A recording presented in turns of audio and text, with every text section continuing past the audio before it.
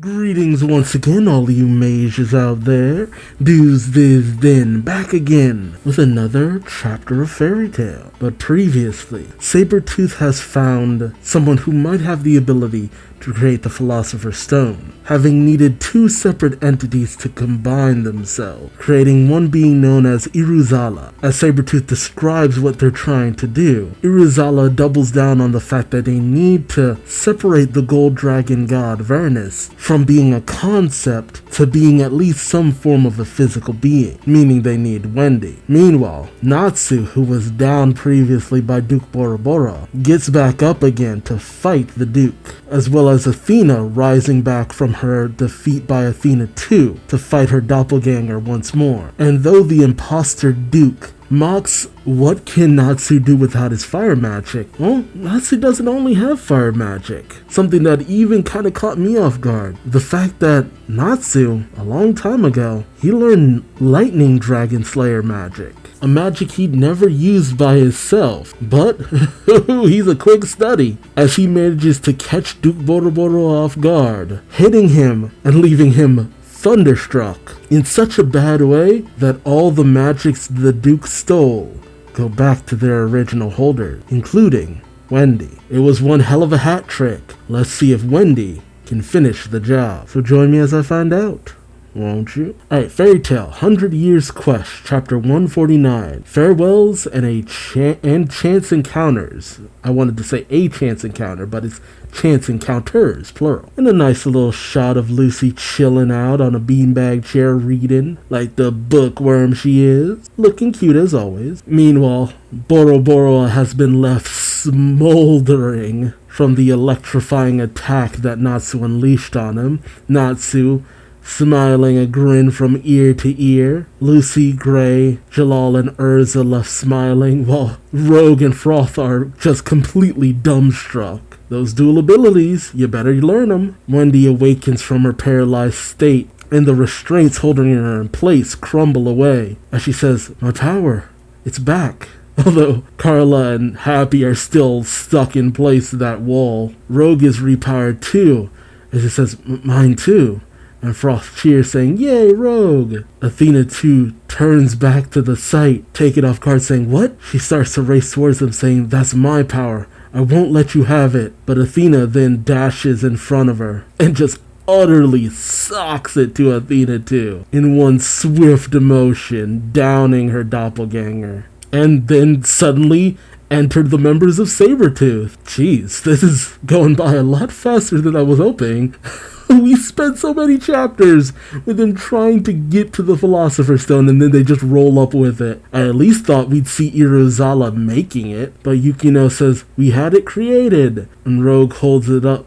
Sting holds it up saying, "The Philosopher's Stone." Minerva says, "Thanks for your patience," while Lecter says, "It's shiny." Rogue calls out to Sting, and Urza says, "You did it." While Bora Bora on the ground trembles and grimaces, saying, "The Philosopher's Stone? Nonsense." And while Athena 2 crashes on the ground, the main Athena looks down on her saying, "You are a mere puppet, as I am."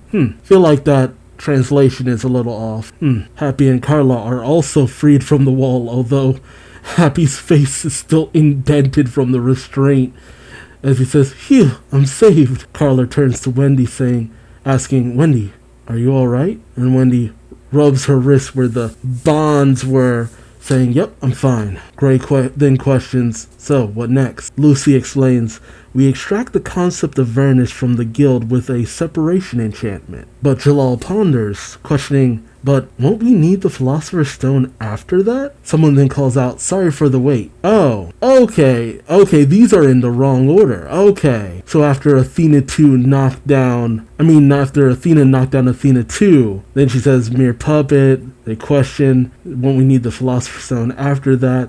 Then enters Sabretooth saying, "We had it created," with Bora Bora saying, "The Philosopher's Stone, nonsense. It doesn't exist. Any alchemist knows that." Natsu then grabs it, tapping it on his hand, saying, "But we got it right here." And Sting freaks out, saying, "Hey, Natsu, be gentle with that." And Lucy says, "Don't break it." Urza then says, "Let's get started, Wendy." And Wendy says, "Okay." Lucy then mentions The problem is what comes after that, though. Gray adds, we'll have to fight one of the 5 dragon gods. But Urza smiles, saying that won't be a problem. We've got dragon slayers on our side. Yeah. I mean, not all of the ones who took down Acnologia, but enough of them. Now, half of the team that took down Acnologia, I think you got pretty good odds. Love everyone striking a cool pose.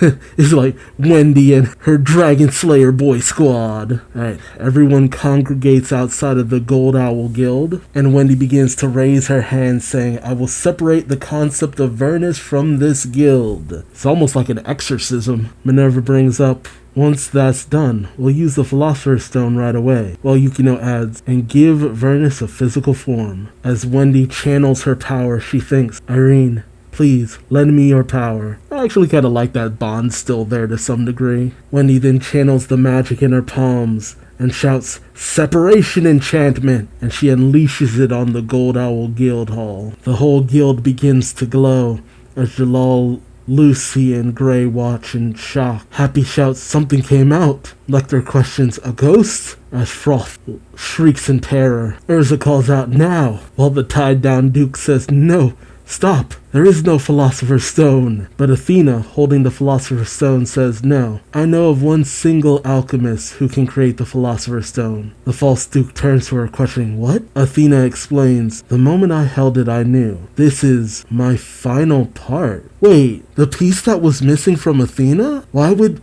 the Philosopher's Stone be the final piece? Meanwhile, back at the lake with Iruha and Zalama, who have separated. I have to look up who's who. Okay, Zalama's father, Iruha, disappeared. Zalam,